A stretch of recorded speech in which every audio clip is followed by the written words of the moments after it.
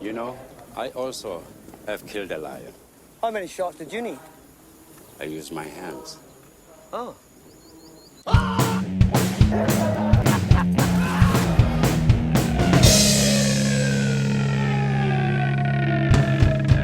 Hello and welcome to this episode of Every Movie is Awesome. I am Kyle and we're going to be talking about Ghost in the Darkness. It's a Constellation film with $45 million budget and it grossed $75 million. With a 110-minute runtime, it was first released on October 11th, 1996. With director Stephen Hopkins, who had previously done Predator 2, with writer William Goldman of Maverick, Princess Bride, and Bush Cassidy and the Sundance Kid. Our actors are Val Kilmer, who plays Patterson, previously of Top Gun, Batman Forever, and Heat. And Michael Douglas, who plays Remington, previously of Romancing the Stone, Basic Instinct, and Wall Street. Spoiler alert, if you have yet to see this film, I recommend that you go do so and then come back and finish the rest of this video. Now, originally pitched as a cross between Lawrence of Arabia and Jaws, it is about two hunters that go after two lions who are attacking local railroad workers in Africa. The inciting incident comes when Patterson has this battle of spirits with his new employer, Robert. My only pleasure is tormenting those people who work for me. The call to action is when a lion attacks Patterson's new adopted village and he goes after and kills it. Our reluctant hero Patterson goes on his journey when two lions attack the village and kill Starling. This puts Patterson on a strictly lion-killing mission. Our heroes are initially tested when Remington shows up and starts taking control. Patterson had originally been in charge, so this is a new power dynamic for him. It takes some getting used to. The twist comes when Doc gives Patterson a faulty rifle and it misfires. This makes Remington lose faith in Patterson as a hunter, and Patterson loses faith in himself. They got an expression, prize fighting.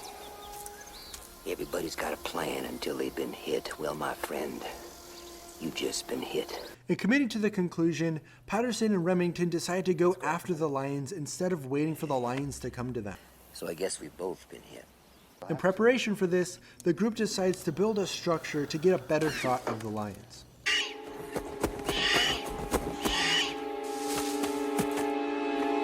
In the climax, Remington kills one of the lions to save Patterson. The resolution is the other lion kills Remington in revenge, so Patterson hunts it down.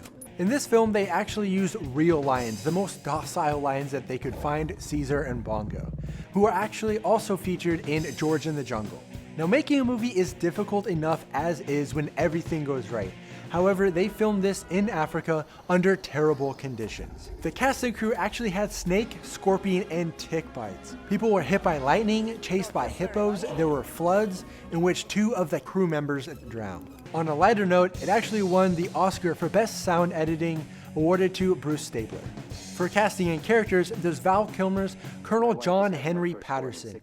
Now, Val Kilmer had actually just come from shooting another film, The Island of Dr. Moreau, so he did not have any time to prepare for this film. However, with a little preparation and being in nearly every shot, his love for the project allowed him to deliver a strong character. And then there is Michael Douglas's Charles Remington. He's a very different hunter than Patterson.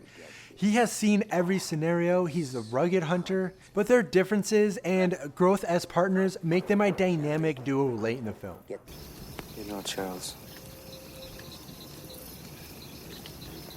you're a rather cheerful fellow when you get to know you. Also, Remington's character was added for this film and was not in the original legend. The part of Remington was originally offered to Sean Connery and Anthony Hopkins. And a little fan theory, maybe since Remington was not actually a part of the original story and they claim that every part of the original story in this film is true, maybe Remington is actually a personification of Patterson's inner hunter, kind of like a Fight Club style of personification. Think about it, he comes in when Remington needs him the most and saves him in the end. That could be his instincts kicking in. Also, the Maasai warriors that were hired by Remington. They were actually real Maasai warriors that were hired for this film. Now my favorite character is Samuel, played by John Candy. He's the warm but strong character that explains this new world to Patterson and the audience. Favo is the worst place in the world. Awesome moment number 1. The first awesome moment is the battle of spirits between Robert and Patterson. Robert tries to come in and strong arm and threaten Patterson. However, Patterson's optimism and can-do spirit win out in the end. I've made you with this assignment. Don't make me break you. You won't have the opportunity. Any other words of encouragement? Then I've a train to catch. Awesome moment number 2. This awesome moment is Remington's entrance. He is the grizzled, I don't care about you kind of character, and he delivers an entrance only he can provide. All right, you listen while I talk, because you got a question needs answering. Will I pull this trigger? Awesome moment number 3. This awesome moment is when Remington saves Patterson by killing one of the lions. He actually proves that he can care about somebody else, and he proves just how awesome of a hunter he is. Awesome moment number 4. This last awesome moment is the happily ever after ending. With all that Patterson had to go through, hunting lions and building his bridge, and his wife having to become a first mother all by herself and traveling to a new land, it is nice to see that they are both able to come together and have a happily ever after. In conclusion, this is a true story and legend of Africa about 2 lions that terrorized the region. It used real lions and was filmed under terrible circumstances. And it had a very invested cast that gave great performances. And thank you for watching this episode of Every Movie is Awesome. If you have any questions, comments, or other films you would like us to review, please leave them in the comments section below. The next film we will be reviewing is Equilibrium.